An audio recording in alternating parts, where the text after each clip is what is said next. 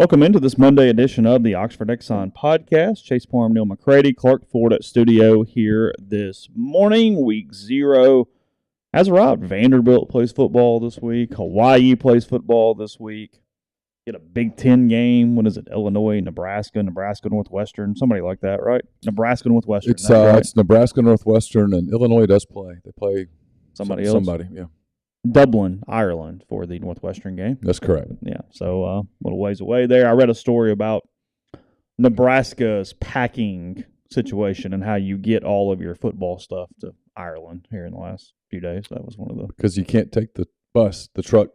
The truck cannot get to Ireland. You know, the truck goes everywhere in the continental U.S. They will just leave whatever day is necessary to pull that off. But that does not do. Yeah, it feels like you could get, if you left Lincoln, you could get all the way to the East Coast, and then at that point, you're going to run into something else. You're going to run into an issue unless you've got the floating truck.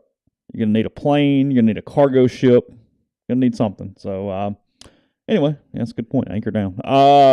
That more coming up today. Maybe it's the week Ole Miss names a starting quarterback. Storylines left here in camp. Lane Kiffin will talk today. Camp is over. It's true. Camp is officially over. We can stop using that word for a while. Well, now you only use them when you're talking about people, the recruits in their camps. Recruits with camps. Yes. Yeah. But no, camp is over. This is just practice today. School has begun. Oh, that's true. Today is the first day of classes for Ole Miss. So today, technically, the 20-hour rule is in effect. Very hardcore rule. Very, very, very hardcore rule. It does change in when they are in camp, there's unlimited. You can just spend. Was it Rich Rod that got railroaded by the 20-hour rule? Yep. That's right. Yep. Yeah. So when you have enemies, suddenly the little rules kick in. That's a good point. So podcast brought to you every single day by the Oxford Exxon, Highway 6 West in Oxford. Lunch specials, $5.69, 2 sides, bread, 32-ounce drinks. They can take care of dinner tonight with the ribs, other items in the hot case. If you want the ribs, you can get them wet or dry. Call ahead. They'll wrap them up, have them ready to go for you there with the Oxford Exxon and all Blue Sky locations around Mississippi. Download the Exxon mobile app. You get some cash back, $10 off at the pump you're filling up at the time. 1,000 bonus points there with, again, Blue Sky and the Oxford Exxon, and coming to you from the Clark Ford studio. We are Clark Ford's in Amory, Mississippi. 662-257-1900 is that number. Call it. Ask for Corey Clark. Tell Corey what Ford product you're looking for. He'll send you a quote within 15 minutes in business hours, right to the bottom line. There's no hassle. There's no haggle. He's just going to give you a quote. You can take that quote and shop it around, or you can do what I've done, what I recommend that you do, and that's hop into a Clark Ford today. Great service, great product. Corey wants to take care of you. He wants to be your car guy. He wants to be your truck guy. You'll find out what that means when you call 662-257-1900. Guest join this week on the Rafters Music and Food Hotline. Rafters Music and Food on the Square in Oxford. Great place to grab a burger, a po' boy, an appetizer. Great beer selection, full bar, and more. Also Rafters New Albany and Rafters on the Water out at Sardis. I don't know how much longer that goes. I need to call and find out. Maybe Labor Day. That's my guess. I mean, that's usually the typical, pools start closing, that kind of stuff. Yeah. That's kind of how that usually works. Yeah, that's a good point. We talked about the other day, stuff around freeze suddenly started happening when you started losing to State by 35, and the losses creep in. Suddenly things that, just turn your head out, it'd be all right. And then with Rich Rod, I mean, you're just creating shit out of thin air because everybody breaks the 20-hour rule. If you use that as a reason to get somebody out of there. You can get anybody. We had a nice chat with Rich Rod in his office that day. Actually, he was a pleasant dude. He used to walk his, little bitty dogs around the neighborhood. He had, little bitty canines. On one of my rare excursions out into Oxford, I ran into Rich Rodriguez and Jack Bicknell at a bar.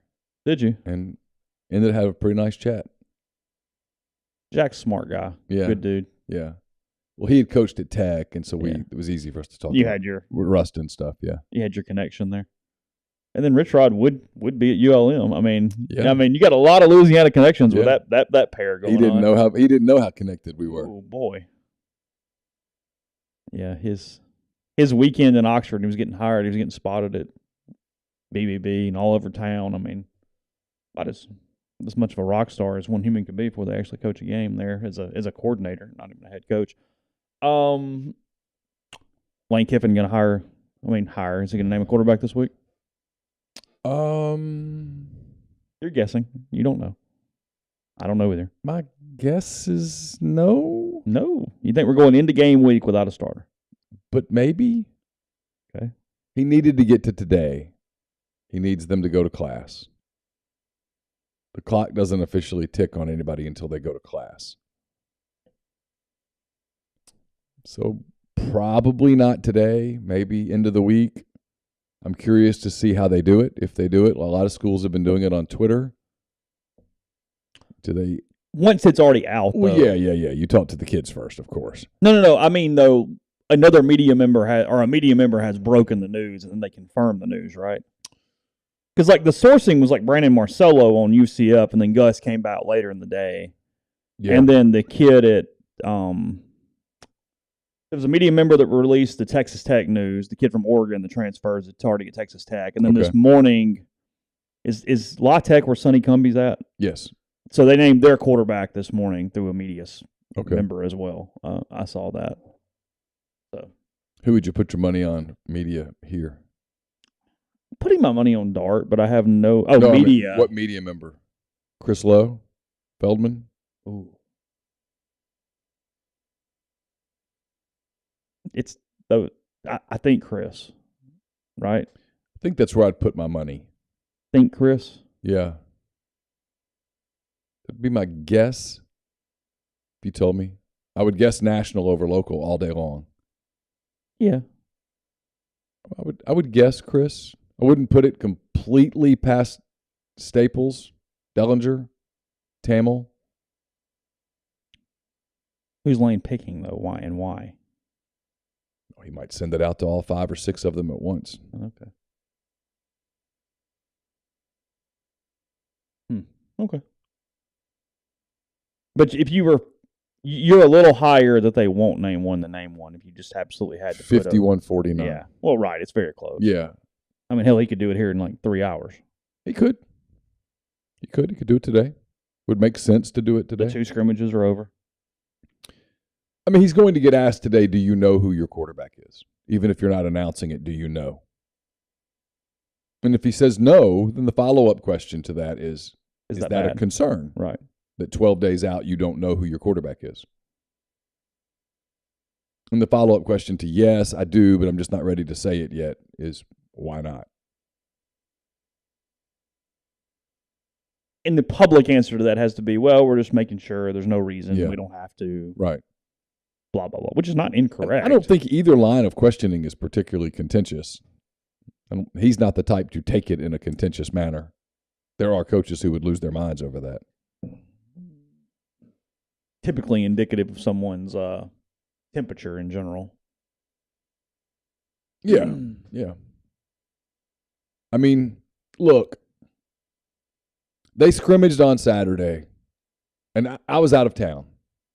And other than a little bit of time Saturday afternoon where I spent some time on the board, I disconnected a little bit from it because I was just busy. I don't believe for 1 minute the scrimmage stats that got put out. No, I believe them to be false. Yes. Coaches Coaches don't even keep stats on scrimmages. You would require someone to go in with a notebook and keep these stats, and it was close to. I mean, look, I can't say a couple boosters didn't get or something. I have no idea, but I know parents couldn't go. Like, it was pretty tight. Yeah. And it was inside. Yes. So I don't know the motivation of people who are putting that out. I don't know where that started. Maybe you do. I don't. I'm probably not as connected in Ole Miss internet land as you are. But there are. I was told last week, and my sourcing was pretty damn good, that they just didn't know yet. That they just simply didn't know, that it was pretty close, it was different, that there were days last week where there was almost some frustration that one of them wasn't pulling away with the job, that someone wasn't emerging, that there were days where they were both good, there were days where they both were not so good. but I didn't get the impression that anything was super imminent. But I don't know. Again, I don't know what happened on Saturday, and I'm always amused at the people who come out with, well, here's what happened in Saturday's scrimmage. I wouldn't even know, had I spent the time, I wouldn't have known where to start trying to find that on Saturday or Sunday. Well, again, it would, if you told me to bet, is there a record of every throw and the stats associated or not, I would guess the answer is no. That there is an absolute ironclad, or at least until the film was watched. I guess in real time would be the way to put it. Now, did they go back and chart? Sure, that's different. Well, yeah, sure. Known on Saturday afternoon. Right. I would guess no. Right, that would be my guess too. I mean, that is my... Yeah, they went back and watched the film over and over and over, and not just the charting, but, okay, why was a pass incompleted? Was this on the quarterback? Even on a pass that was completed, did he make the right read? What was there? What Very process-based. Yes, what should he have seen? It will go far deeper than, he was 11 for whatever. It's going to go... If he completes a 45-yard pass and it was the wrong read, it's still a negative on the day. Right. Or if it was a 40-something yard play that was a 2-yard pass where the receiver made a play, but the better read was downfield. Yeah. They're looking at all that. It's one of the reasons why I think they get frustrated legitimately with media at scrimmages, when media sit up in the stands, and I did it, and we do stats. They're like, okay, I get it, but there's so much more to this than just the numbers. Did someone accumulate the stats with the twos or against twos, right? Like if you're the New York Giants yesterday, yes, you beat the Cincinnati Bengals. Are you particularly pleased with the way that your offense looked against the Bengals' second unit? Probably not. Well beyond the numbers. Yeah. A pretty critical stat is air yards. How far down the field did that reception go with the ball in the air versus some back or receiver making some hell of a play and suddenly... the quarterback went for a 63-yard. Yeah, but Judkins juked 5 people out, and he did this and that and whatever. Right. Yeah, I mean, there's some detail here. My betting money is on Dart for the same reason that I think yours is. I just think the way Lane Kiffin is wired, and this isn't necessarily a bad thing or a good thing or in anything. It's just the way people are wired. I think the way he is wired is to go with a quarterback who plays more to win than to play not to lose. And that's not, look, Luke, they asked Luke to be more aggressive, and he has been more aggressive. I just still think it's Luke's nature still as a young quarterback. And again, for the 8 gazillionth time, people are talking about bingo cards. Here's a free spot. They're both 19. I think Luke is still wired to be a little cautious, to be secure, which is not a bad thing. But I don't know that that's what Kiffin really wants to be. I think he wants to take shots. Now, until those shots become stupid, at which point you've got to figure out whether are you being reckless. But I don't think there's anything in Dart's game in the scrimmage that I saw, and frankly in the spring game, that showed me that he's reckless. Young, sure. Learning an offense, sure. Reckless, no.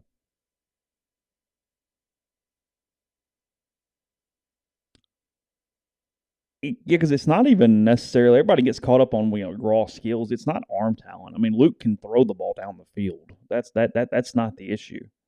But yeah, Jackson seems to fit the personality almost that Kiffin prefers in a quarterback a little bit. I think so. And again, we're all just kind of spitballing here. But and I'm not sure that either of them completely fit the personality right now. No. Neither one of them is if you could just go in and build robo quarterback. Well, I'm always amused at how people blow off what Lane says about Corral. When he goes, I tried to tell you guys last couple of years, I tried to tell people around here that this was special.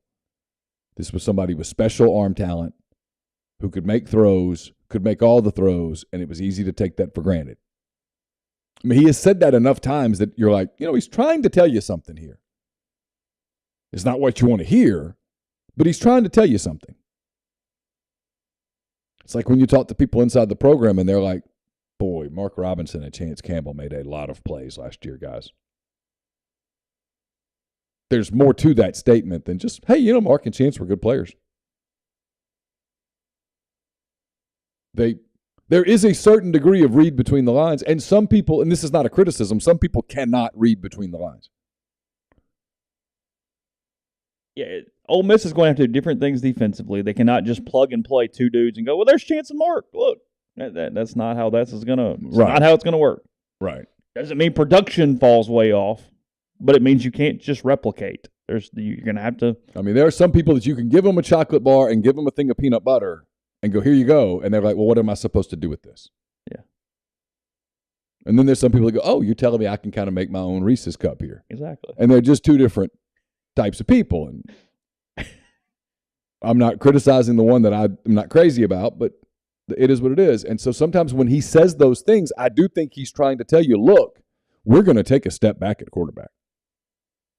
We're not going to be as good at quarterback this season as we were last season. It's not going to happen. Corral was special. And everybody knows that deep down, but understanding that in the moment is what Lane is trying to signify. It's, hey, look, when one of these guys is going to throw 2 picks and look like shit for a couple quarters. It just is what it is. Yeah. I mean, it's the way this thing's going to go. Some drives are going to bog down because somebody's not lined up right. I mean, it's the reason why I think if you're him and you have a good clue that you know who your guy is, whether it's Jackson or Luke or whoever, and if it's whoever, then boy, it's one hell of a story. But I think you want to go ahead and get rolling with it because you do have the advantage of those first 4 weeks. I wrote about this yesterday in 10 Weekend Thoughts. I don't know if you've got it up or whatever, but Bill Connolly put out his final preseason SP Plus rankings. And if you look at it, boy, if Bill's right, the SEC is going to be an absolute nightmare for everybody.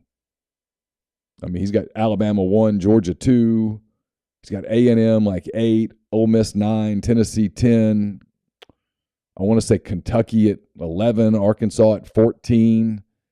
He's got LSU, Mississippi State, and Auburn a lot higher than other people have them. Yeah, Ole Miss's schedule, quickly. Troy 91, Georgia Tech 87, Tulsa 83, Kentucky 11, Vandy 108, Auburn 21, LSU 28, A&M 8, Alabama 1, Arkansas 14, State 20. Let me close that again on the back half of that schedule. 21, 28, 8, 1, 14, 20. Right. Ooh. So if you think you know who your quarterback is, you need to get some of those if you can. If you think, hey, this guy's going to make some mistakes, but I think we can coach him through it. I think we can develop him through it. Well, then you need to get rolling because you got about 6 weeks till October the 1st because it gets real October the 1st. Yeah, you get Vandy the week after that. And then if Connolly's right, starting with Auburn, you got nothing but tests coming up. Speaking of, and I mean, look, Ole Miss is going to be heavily favored and is going to win the game, but I did have a group of 5 coach say yesterday that Tulsa will be Ole Miss's toughest non-conference game. I've heard that multiple times from multiple people that while Tech has ACC on the chest, that Tulsa would be the best team that Ole Miss plays in those first 4 weeks. They've been a competitive program for the last few years. Been solid. Gus had him really rolling that 1 year, right? Wasn't it Gus at Tulsa? Was Gus at? Yeah, I guess he was at Tulsa. Wasn't he at Tulsa 1 year? Frankly, you need Tulsa to be okay. They need a test. They need a little bit of somebody to show up and provide some resistance. I don't think Troy's going to be a big test. They're not. Central Arkansas is not going to be a big test. Frankly, I don't think at Georgia Tech is going to be much of a test. Some people have tried to talk me into thinking. Because I'm not sure that stadium's not going to be 50% Ole Miss fans. Well, it will be. And, I mean. The challenge there is it's going to be Atlanta 2:30 in the afternoon or 3:30 in the afternoon. It's going to be hot as hell, but it'll be hot for Georgia Tech too. So I don't think that's it. But look, the schedule gets real starting in October. I mean, really real. If you put stock into Connolly and Chase, I do. Sure, yeah. No, he's great. If you put stock into Connolly, Ole Miss is going to be a really good team playing a bunch of other really good teams. Mm-hmm. And it's what we've continued to say is, barring something crazy, we're not really going to know what the hell they are until Kentucky steps on Vaught Hemingway that day. For sure. No idea. Yeah. They could be worse than we think or be great, and we don't know the difference. Yeah, and the difference is that day, if Kentucky's what I think they are, they'll have already beaten Florida. That's true. They'll have something little in there. People will be going, I don't know what to think about Ole Miss, and people will be saying, well, yeah, I think Kentucky's pretty good, mm-hmm. which gives you an opportunity to prove that you're pretty good that day. Yeah. All right, continue in a second. First Community Mortgage, Oxford, Memphis, Soto County, and Chattanooga. One of the oldest mortgage companies in the Southeast. All underwriting and processing is done in Memphis. They're getting local underwriting and understands your market. Leader in condo financing, the float down option, and more. You can find Jason at 662-234-2704 or JLOWE at communitymtg.com. A-Stock Auctions is a Nashville-based online auction company with the mission to provide customers the power to name their price. All items at A-Stock Auctions start at just $1. That's right, every item starts at just $1. Shop now at astock.bid or download their app. Name your price on thousands of items from big-name retailers. A-Stock Auctions has multiple locations around Nashville that offer local pickups, so don't miss out. Want it, bid it, win it at A-Stock Auctions. Brought to you by MyPerfectFranchise.net. If you're looking to diversify, if you're looking to leave the corporate rat race to gain control of your income and schedule, MyPerfectFranchise.net offers the ability to create income and wealth. Let Andy Ledecky guide you through a comprehensive franchise evaluation. He has tons of franchise and business ownership experience to lean on. If you hate your job, you hate your boss, you hate your pay, you feel stuck, Andy can help. It's Andy at MyPerfectFranchise.net. Also brought to you by Solutions RX. It's a probiotic multivitamin supplement company created by Ole Miss pharmacy alum Chris Cornelison. Pharmaceutical grade, manufactured right here inside the U.S. I've been taking some of their supplements. I can notice a difference already. If you take diabetes medication, high blood pressure medication, or cholesterol medications, they typically cause side effects like muscle pain, brain fog, energy loss, and more. Get in touch with Solutions RX. Take their prescription support. It's going to put those vitamins back into your body, help with those side effects, keeping you more compliant and taking your medications over the long term. SolutionsRx.com. Promo code OEP at checkout to get 10% off your first order. Holcomb Portable Buildings, 7991 Highway 7 South in Holcomb, will custom build your building to your specifications. However you want your carport, ATV or storage shed, barn, hunting cabin, or other buildings, Holcomb can accommodate you. You pick the color, the style, the windows, the doors. Holcomb makes it happen. In-house financing available, free delivery and setup within 75 miles of Holcomb as well. 662-226-2233 or go to holcombbuildings.com. Find them on Facebook or Instagram at Holcomb Portable Buildings. And we'll be tailgating next weekend. Hard to believe, but next weekend, you want to make sure that you're ready to go. Get in touch with 7 South Tailgating, 7southtailgating.com. Submit a request. They provide a level of service that's unlike any other. If you've used 7 South before, you'll never tailgate without them again. They're currently booking single game, multi-game, full service packages. They still have availability for any and all services and game selections. Whatever your budget, your party size, number of games needed, they can accommodate you at 7southtailgating.com. Podcast also brought to you by Johnston Hill Creamery, johnstonhillcreamery.com, right there off Molly Bar in Oxford on White Oak Lane. And as Neal mentioned, it is time to get your tailgates in order. You can do that from a catering standpoint with Johnston Hill. They feed 10, 20, or 40, depending on the package that you prefer. They artfully arrange all that catering on trays, and they have disposable bamboo utensils to make everything easy for you. Everything from great condiments like pepper jelly and feta dip to their specialty trays, including their artisanal cheese they make in-house every single day, or their charcuterie, which is my favorite, the sandwiches, the crudité, or plenty of desserts between cookies, brownies, and more. So to get your tailgate in order, 662-419-9201 or cheese at johnstonhillcreamery.com. That's a good question on carries for running backs. I mean, Neal and I talked a little bit about this on, I guess, Thursday night, was what is to be expected from Evans from a load standpoint. I guess you said you think it's between 15 and 20, right? Is that sort of from a touch standpoint? Yeah, I think so. We both really like Judkins. Yep. I mean, I think they're all four really good. I mean, they're really good at running back. I don't think they're going to run the quarterback as much this year, which is a good thing. That ended up being a problem last year. I don't think that was the plan going into the season for Matt to run 30 times in a single game, but it happened. Corey asking, does Bentley have the chance to be a running back crush? I typically try to avoid Ole Miss backs for that because we act stupid about it, and I'd rather not do that about an actual Ole Miss running back. I mean, if Vanderbilt has a good one, they're so not important, then you can do that. But typically it's just some random. I guess the only time it's been a competitive team is I did have like a little bit of thing for Benny Snell, but it still wasn't to the level of some of these other. Where is Ralph Webb these days? What's he doing? He's selling real estate or something. I've got a guy on Twitter that always sends me stuff when he tweets out like he's showing some condo in Nashville or something. Yeah. I need to get Ralph on the show. I really would like Ralph on the show. That would be. I think it's real estate. Maybe I'm wrong, but that sounds. That'd be fun. The glory years. Yeah, kind of relive the moments. Y'all could take a walk through memory lane. Maybe get a little closure. Yeah, he has no idea that he had some random podcast guy. It's okay to have a man crush on a Vanderbilt running back. Nothing wrong with that. That's not harming anybody, is it? Like that is completely not. Nothing wrong with that at all. Not harming a soul. I think I'm right. Is this him? Yeah. Maybe. Yeah, I don't know. I think he's doing real estate. I could be wrong, but I think that's right. He has Gainesville, Florida on his Twitter page. I don't know if that's actually where he is or not or anything else. Okay. But yeah. Anyway. Yeah, realtor at Royal LePage, or at least was. All right. So good for him. Cash that. That's not the worst deal there. Sure.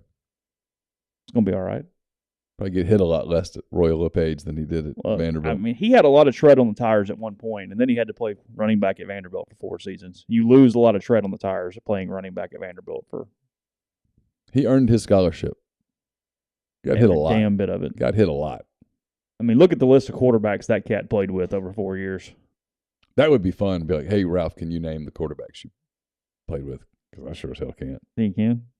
Yeah, I think he could know, but he could get. You don't think so? He'd have to really think about it. Every quarterback that took a snap with him at running back, probably not. They had a bunch of dudes. Yeah, I got the list here, Ralph. Go ahead. That actually would be fun. Patton Robinette was the starting quarterback at Vanderbilt at an SEC school and quit to go to med school. Smart call. And made the right decision. Of course. That's what he did. He quit. I mean, which was going to be more profitable? Getting killed or going to med school? Yeah, the career potential, med school more than SEC quarterback to whatever that was going to become. Yeah, of course. After that. That's a good point. We can reach out to Ralph, see what he says. I tried to get Chris Lee to kind of be a conduit, and Vanderbilt did not like the idea of us messing with their running back when he was a senior. So right. They seemed to frown upon that. Well, they were mad at Chris at the time. So that was not the appropriate. Chris had the audacity to say that they weren't very good. Was that still Larry at that point, running communications? Yeah. Okay. Yeah. Enough said. Yep. God, one grumpy, angry guy. I guess if you had to deal with Vanderbilt every day, eventually you'd probably get that way. It would probably wear on you. Some of the things I've heard about the way that place is run, it would. He was the head of communications for anybody, or is, I don't know, for anybody who's unaware at Vanderbilt. And we've been in a lot of press box. He was by far and worse the school employee who cheered the worst. Yeah. As you could hear like these grunts and cheers behind you. It's like, yes, yes, yes. And it's like, it's Vanderbilt, guys. Like, yeah, sure. Like, whatever. Sure. Because he was almost kind of like arrogant during the James Franklin years. Like, he was almost hard to deal with because they were competitive. But I would have another game on my computer with the headphones on, and I could still hear him. No, you could hear him react. It was like, these noises. You're going to get on to us if we do anything, and you're making all this noise. The National Football Writers Association of America prohibits all cheering in today's press box in accordance with blah, blah, blah, blah. Yeah. And a few places do. A few places will crack down on it. I told you, Jack got all over somebody even in the baseball press box at Southern Miss. Like, he turned around and kind of made the hair stand up on me. He ran somebody out of there during the Super Regional. Sweet. Because it was like a double play or something turned. You could hear it. And it was like, hammer down. I mean, hammer down right there. Get out. One strike policy. Peace. Yeah. I'm out. As opposed to Neal just yelling at the LSU kids that day. Poor students over there just minding their own business. And they were being obnoxious. I mean, we're all stuck in there together for 4 hours. Let's have some rules. Let's have some decorum. There have been Ole Miss people that pounded the table. That's happened. It's outdoor press box. It was outdoors, thank God. Yeah, it would have been much louder inside. And that was the game that you looked down. Yeah, the pounding was actually more the game. You went, hold on, did you think this was going any other way? Did you see the line going? I mean, what did you think? 2011 Egg Bowl. Yeah. We all knew where that one was headed. There was a 0 chance that your team was winning today, champ. Yeah, the little scat back for State took a ball like 40 yards for the first touchdown, kind of juked Cody out of his shoes, and that was that. Yeah. So Darius Perkins. Is that right? Did he play running back at State? Is that right? I far be it for me to challenge that. I don't know. Okay. Is there one more thing that could even happen in the next 2 weeks, non-injury related, that you're interested in this camp? I'm a little interested in how they manage some of this offensive line stuff. Mm-hmm. I'm interested in that. I think it's one thing to go, hey, Jaden Williams is the best left tackle. Let's put him at left tackle. And it's another thing to actually do that, because doing that takes a couple of veterans and you put them in uncomfortable positions where they'll say the right thing publicly, but I wonder if privately they would be a little peeved. I mean, I'm putting thoughts into Jeremy James's head that I could be wrong, and if I'm wrong, I'm wrong. But I'm going to guess that Jeremy does. Well, he acknowledged this earlier, sure, that he looks at the move to left tackle as a way to market himself for the NFL, and there's not a damn thing wrong with that. For Jeremy and Nick both made decisions that were best for their future moving forward. Where I think if you had told them before the year, hey, Jeremy, you're just going to stay at right tackle, he would have had to think about looking around. Nick moved to guard and not straight to the NFL because he knew that he could increase his stock. I don't think Mason Brooks signs with Ole Miss if he doesn't think, hey, I'm coming in and playing as a starter. Sure. Now, would everybody play nice and say the right thing? Sure. Yeah, sandbox is fine. Now, I do think, and I don't know this, but I do think that there are some assumptions that have been jumped to based on what people saw in a very limited amount of time at camp. I think two things. One, if you talk to people inside the program, they'll rave about Jaden Williams. Yeah, they do like him. That is not a they love him. Yeah. Now, two, last week Mason Brooks was out some, recovering from the concussion. My guess is that Mason was in some form of concussion protocol. I could be wrong. I don't know. They don't talk about. He returned to practice on Friday. We obviously have no idea what he did on Saturday during the scrimmage. Right. I guess when you talk to him, you can ask. And so in that time, that meant that they probably did the shuffle to get ready because, look, Mason could get hurt during the season. They did the shuffle where you put Jaden Williams at left tackle and you move Jeremy over to right tackle and you plug away. I wonder if some assumptions were made about, which Mason could be the backup at left tackle and right tackle and guard. Don't think that's what he signed up for. So, but like I wrote yesterday, the idea that you're going to get through a season with 5 offensive linemen, good luck. I've covered college football teams for 20-some-odd years. I've seen it happen once. 12. 12, Ole Miss. Somehow, that team. They had 5 and they used 5. And had they lost one, it was a nightmare. This team has made a point to try to build some depth, to try to build some versatile depth. And if you told me that they took the week of Mason coming back from his injury as a way to experiment, I'd buy it. I agree with you. What that rotation looks like, in general, what are they going to do with Williams? A guy who has really emerged well, Yeah. But here's the deal, too. You got Jeremy who's played a lot of football. Left tackle is kind of an important position. Yeah. Just going, hey, you've never here, have at it. If you made me guess for the opener, I would guess that Jeremy James is the starting left tackle and that Mason Brooks is the starting right tackle. Yeah. And that Jaden Williams is going to play a lot. Sure. Because he needs to play a lot. Frankly, in those first 4 games, if your backups aren't playing a lot, something went wrong. Those guys need to get the Micah Pettis is the world and yes, the whole deal. They need to get experience. I'm looking in a minute. ESPN has released their speaking of needing the season to start, because this is stupid, but their preseason poll projections, where do you think they have Ole Miss before I go down the list? ESPN's preseason bowl projections. I don't even know the pecking order this year.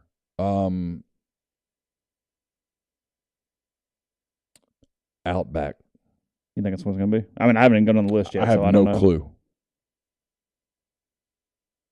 Because this is Vegas and all that stuff. Yeah, right? I don't know what the tiers are this year because they finally changed it up a little bit. Let's see. Yeah, snap counts will be more important this year. We can pull that off our PFF subscriptions, and that will be telling from the first 4 weeks. By the way, it was the second touchdown in the 2011 Egg Bowl. The first touchdown happened at the 9:35 mark of the first quarter, and it was Chris Relf to Vic Ballard for 18 yards and a touchdown. But the play that I was referencing made it 14-0 Bulldogs in the first quarter, and it was a Ladarius Perkins 36-yard rushing touchdown as Derek DePasquale kicked the extra point for the Bulldogs. And Houston Nutt's final game as head coach, and a 31-3 final score for Mississippi State. 31-3. Yes. Vic Ballard would find the end zone later again. It was Ladarius cold Perkins that night, would wasn't catch another touch. It was freaking freezing. And all those State people were eating all that ice cream in the third quarter. And I'm like, it is literally 18 degrees outside. I'm in a coat and gloves and scarves, and you guys are just chowing down on the Muscadine Ripple over here to the point that I do remember going into the back and thanking one of the women who worked in the press box for Mississippi State for keeping the coffee hot. Did you? Sometimes they'll just let it go, and you look up and that's the problem there. And there's no coffee, and she was keeping it rolling, and I was very appreciative of her efforts that evening. Yeah, because there's a couple of press boxes back when we went to all the games, and we're back to normal now, where you could find auxiliary coffee pots in other parts of the stadium where you could get coffee, even because they would let the press box, but you could get to the club level or somewhere and be able to figure it even out. if it's a Keurig, we could get a cup and head back down or go from there. I'm usually pretty industrious in a press box as it pertains to finding coffee. I'm usually pretty. Yeah, State and Vanderbilt both really fond of the ice cream. Well, Vanderbilt does the gelato because of course they do. Yeah. And then State does their local. Not for me. Cheese and ice cream. No, thank you. What? I just don't want ice cream at a football game. Ever? No. McFlurry couldn't even get your attention? Nope. Okay. I know you're all shocked by this. They were predicting the national championship game, which is in SoFi Stadium in Inglewood, California this year. Alabama versus Ohio State. We're all really stunned there. Sure. Both and the two pickers. Sorry, I guess that would be important. Are Kyle Bonagura and Mark Schlabach of ESPN. They do this every year. They do. Yes, the same two dudes. Yep. Alabama over Clemson in the Chick-fil-A Bowl, which is a playoff event, and Ohio State over Georgia in the Verbo Fiesta Bowl. Okay. Also, I only learned in the last couple of months it's Verbo, not VRBO. I had no idea. I said VRBO forever. Yeah. But apparently it's Verbo. Yep. Yeah. Yep. Who knows? All right. Getting through the New Year's Six, they have a Capital One Orange Bowl of either Pittsburgh versus Baylor or NC State versus Notre Dame. Again, one picks one picks the other. So Pittsburgh, Baylor, and North Carolina State, Notre Dame. A&M, Oklahoma is the pick for the Sugar Bowl by both of them for the year. So they have A&M finishing third in the SEC and getting a New Year's Six bowl going to the Sugar Bowl. Okay. I mean, okay. Nobody can go absolutely not. I mean, sure, whatever. It's fine. I mean, I think we're overselling them, but Cotton Bowl, one says Notre Dame, Cincinnati, one says Baylor and Houston. And then for the Rose Bowl, they both have Michigan playing Ohio State. Michigan would be the number 2 team out of the Big Ten, and Utah would be winning the Pac-12 in this instance. Michigan versus Utah. That is correct. You said Ohio State. Oh, sorry. Time. Yes. That's okay. Yes. Michigan versus Utah from both of them. Michigan finished number 2 in the Big Ten to get this bid. Okay. Then I will just scroll down for anything that's kind of relevant to anything. They have Schlabach has Tulane bowling. So they find 6 there. Okay. Let's see. They have Jackson State and Dion winning the SWAC and playing in the Cricket Celebration Bowl against the winner of the MEAC, which they both have as South Carolina State. Okay. Let's see. Scrolling on down. They have Oregon State bowling. Are they a little better? I will have to take their word for it. I don't know. Yeah, that's not my area. All right, we have one Ole Miss showing here. Kyle Bonagura says that Ole Miss is going to be playing in Allegiant Stadium in Las Vegas against the UCLA Bruins. Okay. UCLA Ole Miss in the Las Vegas Bowl, says Kyle. Okay. Schleybaugh has UCLA versus Tennessee in the Las Vegas Bowl. Again, I have no idea what the pecking order of anything is. So, No. The date on this is December 17th. Oh. Well, that's an early one. Home for the holidays. That thing's over on December the 17th. Yeah, I would not. I would not like that. That's not the business model. That's not the business model. Right. No, January 1, 2nd. Let's do that. Much more preferable. Yeah. That's not good. If it's an SEC bowl, move it off the damn 17th. Yeah, Make it later. Yeah. If you're going to step up and have a Pac-12 SEC game, which is good, I'm really glad they have a West Coast tie-in from a playing standpoint. Yeah. They don't need to play the Big Ten 5 times. Right. Go do something else. That's good. But Jesus. SoFi Stadium, by the way, has 2 bowl games. They also have the Jimmy Kimmel LA Bowl presented by Stifel. There's a mouthful for you. That is. Again, scrolling through, they have Louisiana Tech play in Louisiana in a bowl game. Oh, sign me up for that. In Frisco. I'd watch. Would you? Yes. Seriously? Yeah. They hate each other, right? Yeah, I'd cheer for the Dogs. Would you? All day. Okay. And just scrolling through quickly. Yeah, that'd be a lot of powder blue on the field, Ole Miss and UCLA. The Gasparilla Bowl, Virginia Tech, South Carolina for Bonagura. Okay. You're seeing that most bowl games for the SEC are on down the list. Both of them have Mississippi State getting to bowl eligibility and playing in the Ticket Smarter Birmingham Bowl. Okay. They have been playing Washington State or Charlotte, so that would be Will Healy or Washington State there. Yeah, I could see State at 6-6 playing in a bowl game. Sure. Yeah, no problem with that. I mean, Connolly likes State. I'm 20. I know. The problem is 20 is like 9th in the SEC. Yeah. Which hence the issue. Yeah. That's kind of where it's at right there. The Liberty Bowl, Bonagura has TCU, Arkansas. That would be a disappointment for Sam Pittman. Yeah. Schleybaugh has Kansas State, Florida in the game. Yeah, I can see that for Florida. Both of them have North Carolina versus Oregon in the Holiday Bowl for kind of a neat matchup there, by the way. Sure. The second Ole Miss, basically Schleybaugh is not as high on the Rebels is what I'm kind of gathering here, but they have Tennessee and Ole Miss in this game as well, Okay. flipped the other way. The Tax Act Texas Bowl in Houston. Oh. So Houston and Vegas, the 2 spots that they have Ole Miss. What's the date on that game? That game is December 28th. Mm. Still not where we kind of need it, but yeah. Yeah, it's that having to go to 2 NFL stadiums. It's having to go to Houston the day after Christmas. Oh, yeah. Yeah. Yuck. I know you love Houston, though. No, love it. Really, really scenic. Get my Astros hat out right now and put it on for everybody.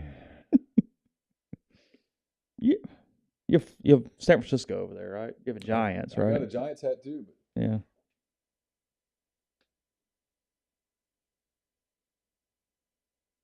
But when I just want to feel. Oh, you do legitimately have a Astros hat. I just want to feel like, a little dirty. Why do you have an Astros hat? Because I told my brother when I went to the game with him that I'd buy a hat. So I did. Really? He wanted me to cheer for the Astros. So you did? I bought a hat. Did you cheer? I cheered for Anthony Rizzo. Did you clap when they won? We left before that. Oh, you didn't say within the game? We needed to go. That is kind of nice, not covering a game, and you have the ability just to leave whenever the hell you want. Yeah, we left at like the 6th inning. It's like, cool. Yeah, it's cool. Yeah. Why are we staying here? Yeah. Auburn and South Carolina, the 2 picks for the Music City Bowl from these 2 humans. Auburn and South Carolina? That is correct, yes. Okay. Which has them both kind of up there a little. So Mark's a little higher on South Carolina than. Yeah. Yeah.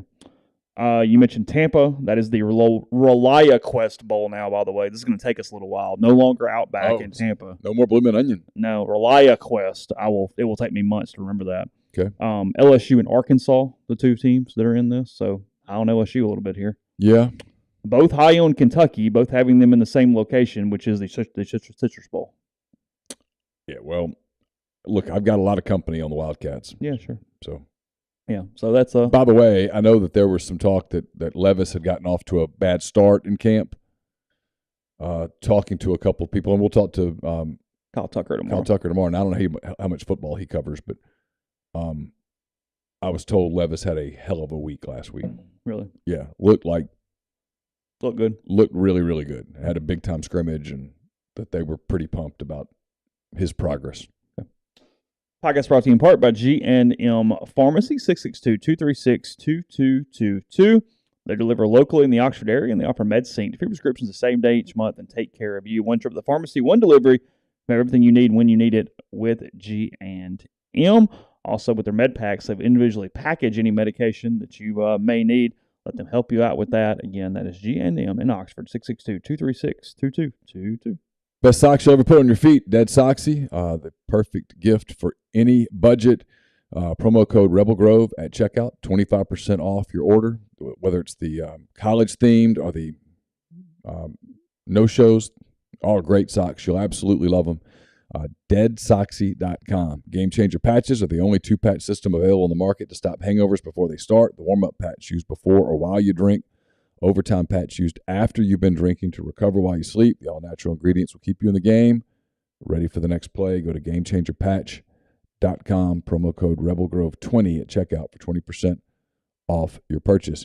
ACS, owned by Clay McNutt, Baldwin, Mississippi. It's a complete electrical control system solution provider, a Rockwell Automation recognized system integrator. ACS LLC, ms.com or 662-601-4381. Landman's Fine Jewelry, 1126 North Lamar Boulevard. Place to go if you're looking for anything jewelry related in Oxford. Again, 1126 North Lamar Boulevard's the gold standard in fine jewelry. Landman'sFineJewelry.com or 662-234-2777. Comer Heating and Air, Southern Air Conditioning and Heating. They have different names, but they're the same great products, the same great services, the same people. If you live in Oxford, Tupelo, or the surrounding area, call Comer, 662-801-1777. If you live in Hernando, Memphis, or the surrounding area, call Southern, 662-429-4429. College Corner is your one-stop Rebel shop. 2 locations in the Jackson area. In Ridgeland, it's next to Fleet Feet. In Flowood, it's next to Half Shell. You can also go to collegecornerstore.com or find them on Facebook or Instagram with the largest selection of Rebel gear in Central Mississippi.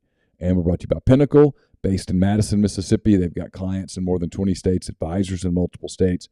At Pinnacle, investing is treated like a commodity. Decisions are made using objective information and research, not emotions. So go to mypinwealth.com and get in touch with them. Again, mypinwealth.com.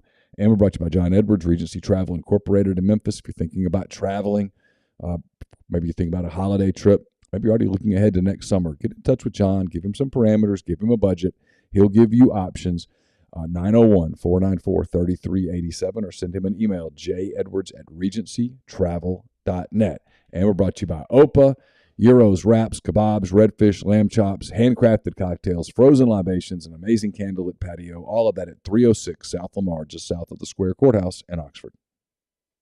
This podcast is also brought to you by BetterHelp. We talk all the time that if you had a sprained ankle, some sort of physical issue that was out there in the open, you go to the doctor. You would do that. That's not always the case with mental health, but it's as more important or as important most of the time. So if you would do that, I know it can be a little intimidating. Neal and I both done counseling at different points of our life, and this is a pretty great way to do it with BetterHelp.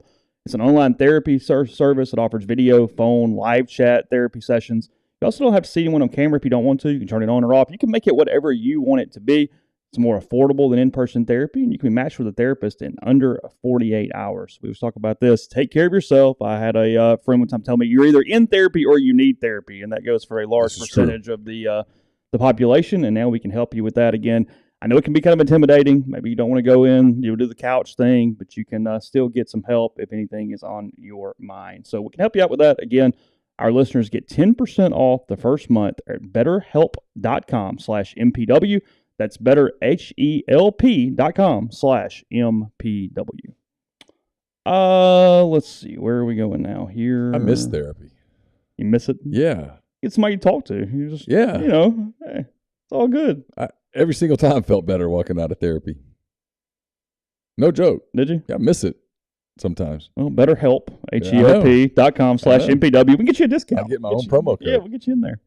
You don't have to look at somebody. You can turn the thing off. Just talk to the ether. Yeah. They'll talk back occasionally. Let you get it all out there. Yeah. Good system.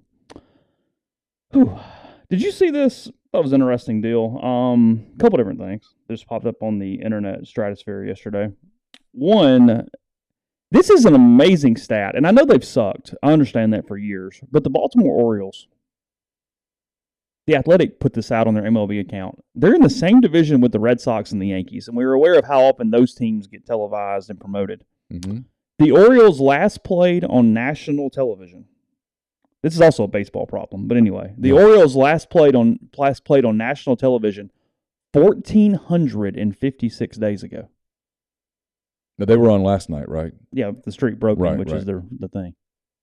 I'm not surprised. 1,400. See, this is something the NBA does so much better than Major League Baseball. That's almost 4 years. The NBA does this much better. They will.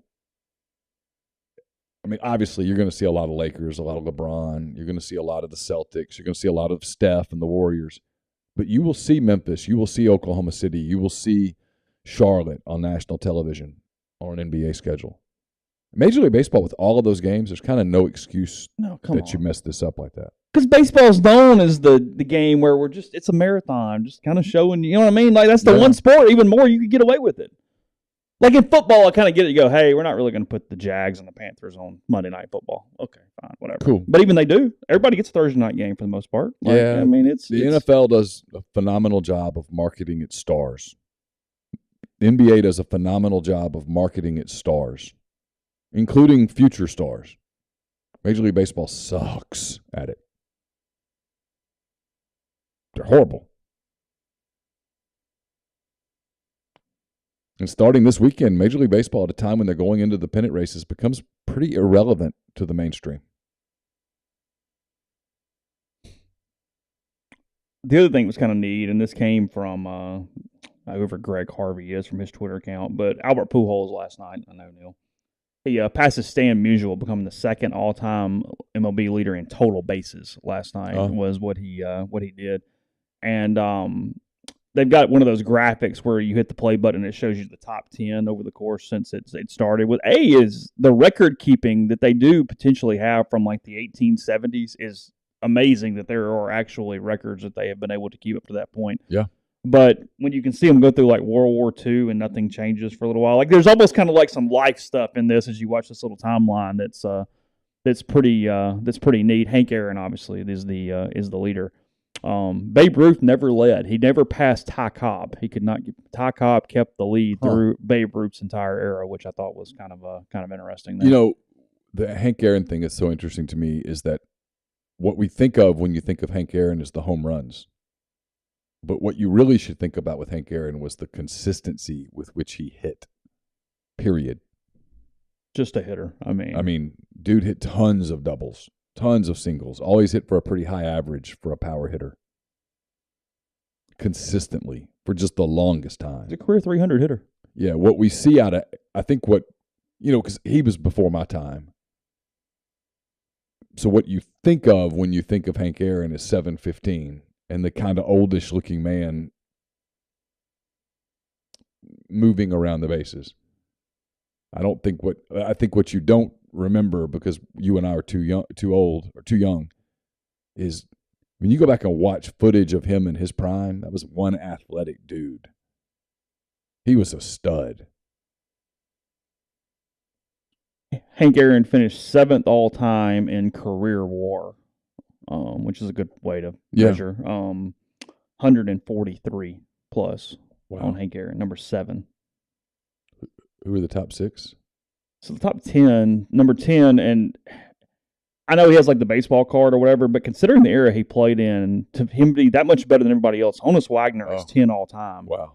Which is, we're talking about, that wasn't exactly a hitting era where you're just blasting away.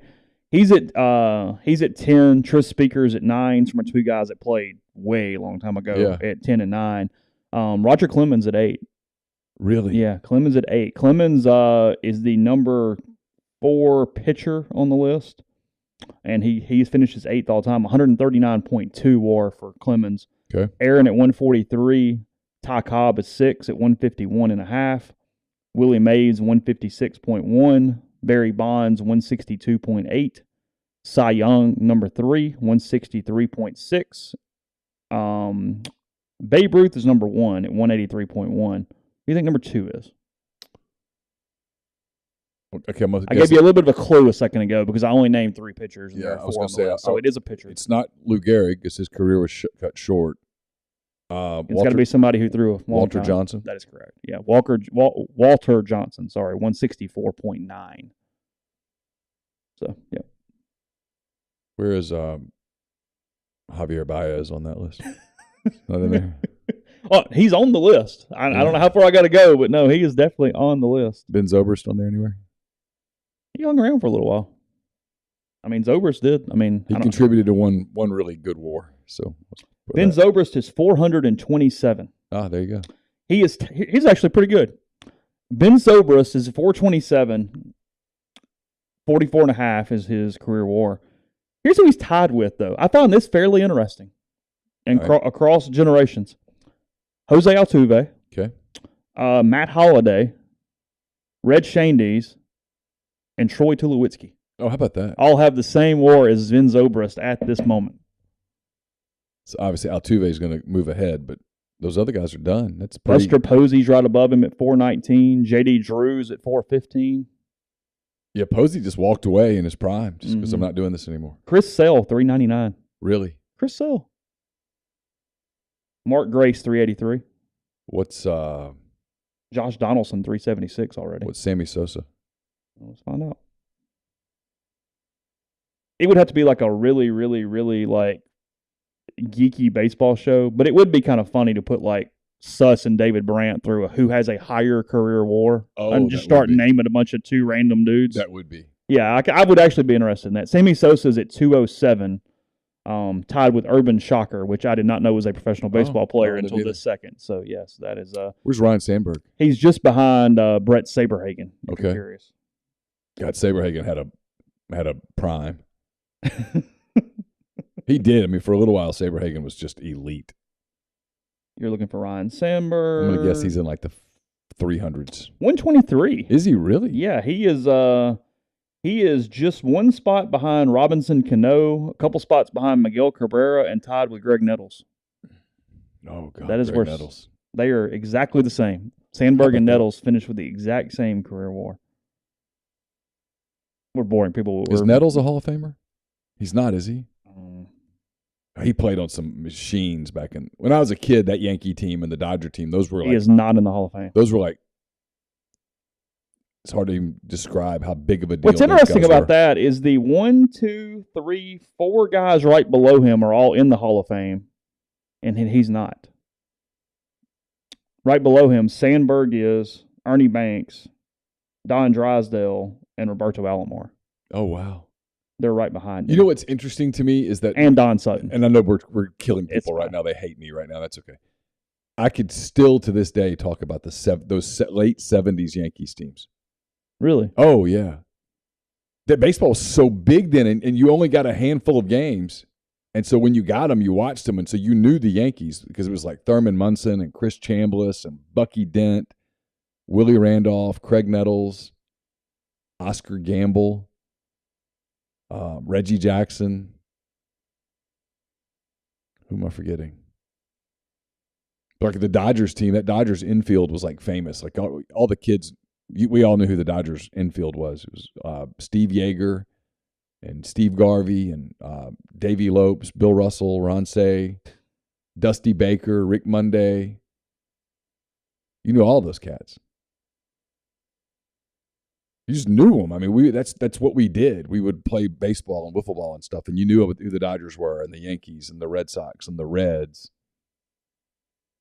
Because the Big Red Machine, when I was a little kid, I mean, they were phenomenal. Those guys were like heroes. Active players, the top guy, speaking of on the list, is Pujols at 30. Yeah. So that's where the top active person is right now. He is tucked just behind Maddox, Mathewson, and Randy Johnson, and just ahead of Joe Morgan, Warren Spahn, and Carl Yastrzemski. Where's Mike Trout? Somebody asked where Ripken was. I can do him too. He is 35, by the way, tied with Phil Necro. Trout? Trout, that was Ripken. Okay. Trout is 63, tied with Jeff Bagwell, and 1 spot ahead of Pete Rose. And his body is going to fail him Trout.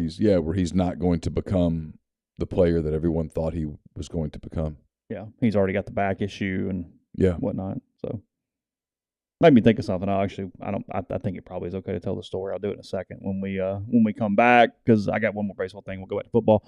But before we do that, podcast brought to you by Prime Shrimp, primeshrimp.com. 6 different flavors right there in the bag. They ship it to your house. You can pop it in boiling water in less than 10 minutes. It goes freezer to plate with restaurant quality shrimp. Let them take care of a meal. Kids got activities, school now in session for everybody, especially for the local people who work on campus maybe. They can handle it for you. Let Prime Shrimp take care of dinner. Again, they have their new lemon cracked peppers flavor to go with all the 5 recent favorites, depending on what it is you like. The signature and the Louisiana shrimp bowl, 2 of my favorites. And their individually packaged frozen shrimp is there. It's in 2-pound bags, just like you find at the grocery store, except a higher quality. And again, right to you. You don't have to go get it. It will come to you. So again, that's primeshrimp.com. Use code MPW for $20 off your first order. That's MPW for $20 off with primeshrimp.com.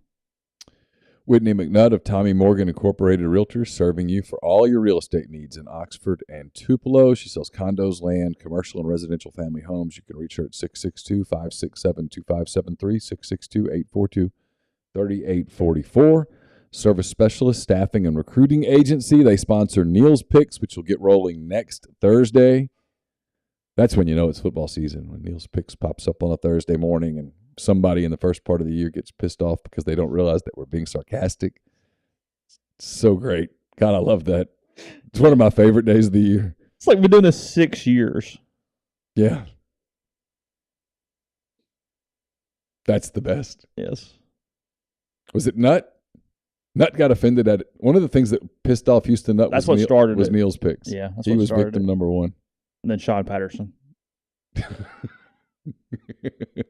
Oh God! Go ahead. I can't do it on air, so go ahead. Service Specialist LTD.com, 662-832-5138. Get Will, Sydney, Kelsey on the line. They'll help you. It's always free to the candidate if you're looking for a job. Brought to you by The Rogue, 4450 I-55 North in Jackson, or therogue.com.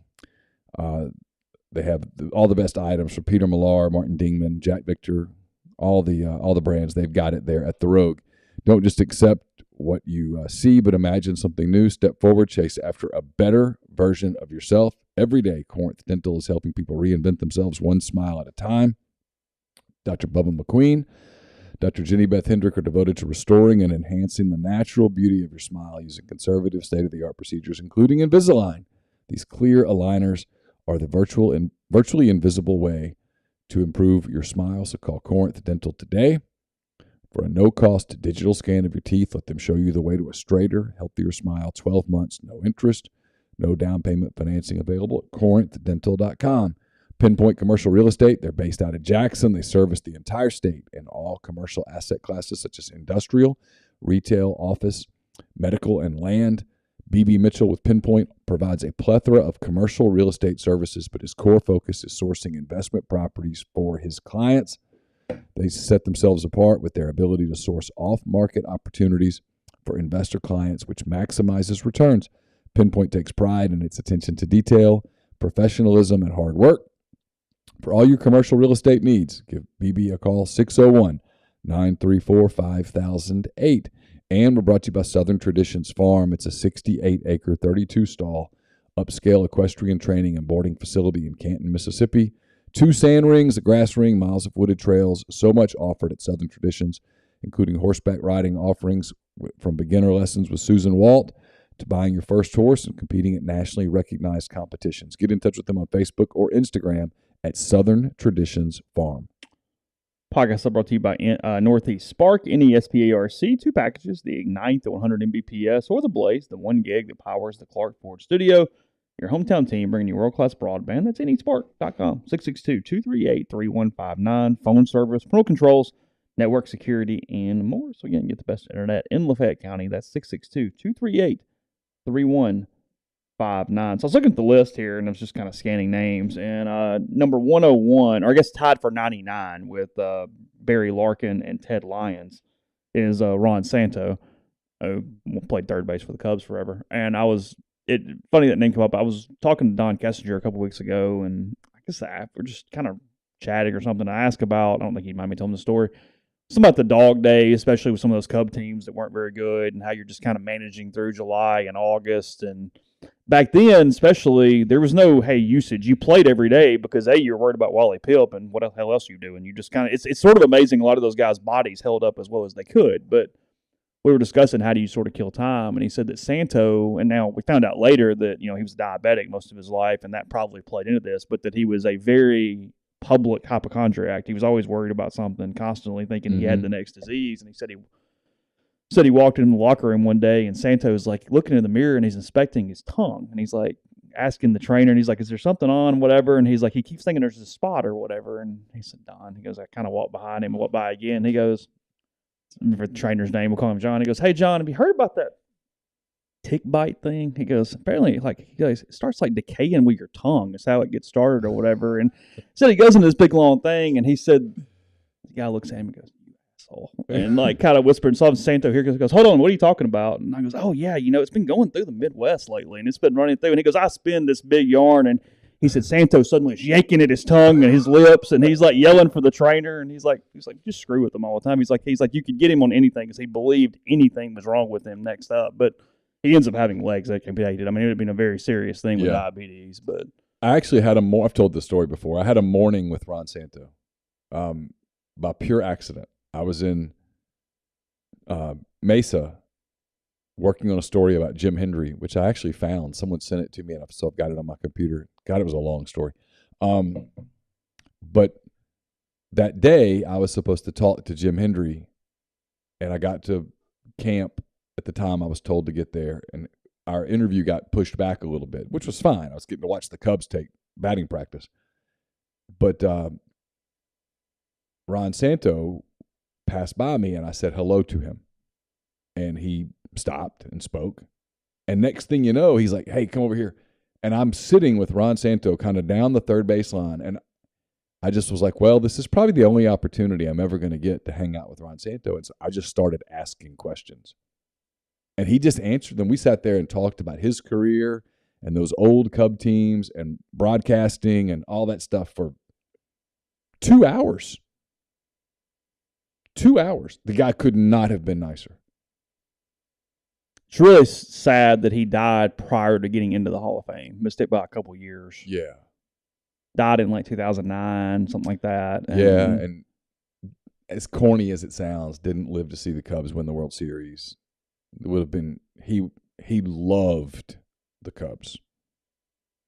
Loved the Cubs. The Cubs were his life in so many ways. Yeah, that he didn't get into the Hall of Fame. He got in posthumously, but would have been cool. He broadcasted basically until he died, right? He did. Yeah. He and Pat Hughes were a phenomenal team. He is second all time in games at third base in the National League. Think about that. He played his whole career as a diabetic. Yeah. Think about it. In that era, too. Yeah. Not like today where we can manage so much differently and better. Remarkable. Yeah. And the people who saw him in his prime will tell you he was a great player. He played 2,102 games at third base, 52 short of Eddie Matthews. Yeah, you look back and you go, that team had Ernie Banks, Billy Williams, Ron Santo, and couldn't win. When they had the 69 thing. Well, and I'll tell you about playing those day games one after the other, after the other, after the other. That took a hell of a toll. It did. It took a toll. By the end of the season, you're just not as fresh. Obviously, it wasn't like a middle infield thing, but that is fairly, Don played probably 2,000 games next to a Hall of Famer every day like that. Watching Santo literally to your right 2,000 times. And with Ernie Banks. Well, that's good. Yeah. Yeah. Those were probably better teams they were probably better than what their numbers showed because of the heat. 120 every day. No lights. 120 every day. No real rest. You're just, well, and you're at the ballpark. And when you go play at night everywhere else, it's different. Yeah. It's that too. Yeah.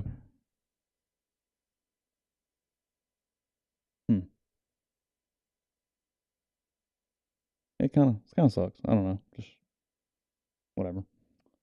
Let's see. A couple other things on them on the list, including one that kind of was sticking out. I saw the Braves booed Ozuna last night after he came back, first game after the arrest. I can't believe he played. Yeah, I know. What were they thinking? Brought him right back. I don't blame Snitker. Look, you got to play the roster that you've got. It's on the executives. Yeah. Yeah, I don't really blame. That's a good point. I didn't really think about that until you said it, but that makes sense to me. I mean, I guess he could have made that decision too, but that creates more than he. You don't let your manager be put in that situation. Right. You have to do that. Right. He's supposed to be the team guy. Yeah. So unless he's got 5 or 6 team members coming up and going, hey, guy, he can't play him. Yeah, and I mean, it's not like Ozuna's been the model citizen. It's been weird the whole time in a way or one way or another. At some point, that's the product you're putting on the field. But he got booed in Atlanta in his home stadium. It tells you something. It should tell the front office a lot. Can't say winners don't sell, by the way, though. You know, we talk about attendance not mattering in Oakland. The Braves are selling like crazy this year compared to everything they've done in the past. I mean, O'Brien kind of points it out every day. It's just sellout after sellout after sellout after sellout there at Truist. Yeah. They've done a pretty good, remarkable thing with the new stadium and winning in connection to it. Locking up players. Fans you can buy that jersey and feel comfortable that player is going to be there for a while. They're going to win for a while. I'm not going to say they're going to win more titles, but they're going to win for a while. Winning titles takes a degree of luck that you can't predict. But yes, they're going to be in the picture. They're going to be a postseason team for the next 5 to 8 years without question. Yeah, agreed. Just one of those. Yeah, whether you win or not is another thing entirely. But yeah, it's hard to win. Well, you got to get hot. You got to have the right people get hot at the right time. You need the right draw. You don't want to run into somebody who's hotter. That happens. 5-game series, you run into Jacob deGrom twice at the top of his game, and it's kind of hard to overcome that. Something's already down the list, and it's a longevity thing, but we've been talking about career war and different things. Udonis Haslem signing a new deal with the Heat, returning for a 20th season. 20. Yeah. It's fairly remarkable. That's one of those teams that has a unique culture. He's only one of 3 players all time to play at least 20 seasons and only with one team. Wow. I'm not sure I could name the others. We talk about the other 2 a lot on this show. Or I mean a lot, but a good bit. One a lot and one enough that would be familiar. It's not Bird. He didn't get to 20 years. Nope. Magic didn't get 20 years. Nope. Jordan didn't play 20 years. Nope. Did Kobe play 20 years? He did, and that is one of the answers. Okay. Kobe Bryant. The other guy won 1 title, maybe Dirk Nowitzki. That is correct, yes. Kobe and Dirk Nowitzki are the only 2 in addition to Udonis Haslem. That's pretty special. 20 years. Nope. Yes, the Braves' new stadium is out. It's kind of northeast of the city. Yeah, it's in suburbs. I mean, it's nice. It looks really cool. I was intending to. My plan was, I think the Phillies are in town the weekend that Ole Miss is there. I was going to go to the Phillies-Braves game on Friday night, but I'm not going to be in Atlanta that weekend. But I was going to go to that because I wanted to go to that park. I've heard it's really cool. Yeah, I went either the first year he was there or the second. I don't remember. I mean, the park was there the second. I don't remember which one, but it's cool. It's neat. I have not been back since then. So anyway, we'll talk Kentucky tomorrow. Kyle Tucker joining us in the morning at the top of the show for that. I need to check back with him today, but we should be good to go. No problems there. There's a lot of Kentucky angst. People are upset at media for being kind of high on Kentucky, which is a weird thing to me. I think it's because they're not a traditional team. It's also that they, right or wrong, they have built consistency without beating a lot of good teams. They beat everyone they're supposed to beat, which is at Kentucky, that's a hell of a feat. Sure. But I mean, the stat was in our stream today. I mean, he's like 5-17 against SEC West opponents as a coach. Right. They've struggled. And when you get State as your West opponent, you have a lot of opportunities to at least be competitive and win games there inside that cross traditional deal. Wait till Steve hears that. I know. Ooh. I'll be very angry. Very, very angry, Steve. I mean, he's probably working on his section 2 of his poetry book. Was it oleander and something? Yeah. Tulips? What was it? No, it wasn't tulips. What was it? Lavender? I missed don't know. it. Something. You know, he probably doesn't start many poems with roses are red, violets are blue. That's a little too close to the rivalry. You think so? Is any plant? He's kind of embraced the Rose Bowl thing, though. Like he fully embraces it. Yeah, you might as well. Is there any flower that sort of blooms maroonish, kind of I mean, I'm sure there are darkish purple, but that is not my area of expertise by any stretch of the imagination. Hooters announced on Monday it signed 51 college football offensive linemen to NIL deals from teams across the country. I'm a little surprised Hooters has survived the politically correct movement. It and the whatever their like knockoff one is. What is it? Twin Peaks. Isn't that the other one? Yeah. I mean, honest to God, I'm a little shocked that I'm glad for them that they've made it, but I'm a little surprised. Players from Auburn, LSU, Oklahoma, Miami, Georgia Tech, Missouri, Texas A&M, Vanderbilt, Florida Atlantic, and UCF. For decades, the physical play, blue-collar mentality, and on-field leadership of the offensive lineman has shined, but national praise and attention for these crucial players has all too often been sidelines. Hooters chief marketing officer, whatever, said in a statement, we want to change the narrative and celebrate these elite student athletes who play a pivotal role in making college football so thrilling and give them their fair share of the spotlight. So, part of the NIL partnership will include the players visiting Hooters locations, starring in social media campaigns for the company, and encouraging fans to utilize the restaurant for tailgate and viewing parties during college football season. Okay. Have they changed the apparel for the waitresses? I mean, not that I'm aware of, but or the I wait have no staff. idea. I'm sorry. I apologize for calling them waitresses. I meant wait people. It's an honor to have Hooters promote the big guys up front and advocate for the work, dedication, and spirit of offensive linemen throughout college football. Quick said in a statement, which I'm assuming is Pierce Quick, an offensive lineman, one of the list. Hooters is all about camaraderie and having a good time, and I think I speak for all linemen by saying we are extremely excited to partner with a restaurant we already love and throw down some wings. So Pierce Quick there with that quote. Pulling up Hooters uniforms 2022. Okay. It appears to be the same one. Well, maybe even they've gone a little more. Yeah. Really? Yeah. I mean, what the were new they? Uniforms are like underwear, and staff threatened to quit over them. I love my job, but don't love wearing undies to work, one wait person said. Low-cut uniform tops have always been a thing at Hooters, but staff say the restaurant went too far with its new bottoms. Okay. Yes, servers. I'm sorry. Wait persons. Servers. Yeah, just be careful. Serving feels like a... Oh, you think that's worse? Yeah, you're kind of insulting them. Wait persons. Okay. Fair enough. You can, by the way, if you would like them, you can buy a Hooters uniform for yourself. Can you really? Yeah. Halloween costume? I don't think, just a Tuesday. I don't think I could pull it off, but you don't. Yeah, you can buy a Hooters uniform for $49.99. Oh, for the bottoms and the tops combined, $49. It appears so. That's the orange. The orange. If you just want the tank. If you just want the top, $25. If you want the bottom, it's another $22. Okay. So $47 or so to get a Hooters uniform. I get it shipped and all, probably $55 or so, but okay. All right, back Kyle Tucker in the morning. We'll talk Stoops. We'll talk Cal. We'll talk Kentucky with Kyle and having more show to you. Again, Kiffin talking today. We'll have any coverage of that at rebelgrove.com, and then we'll debate what he said on tomorrow morning's show. So until then, take care.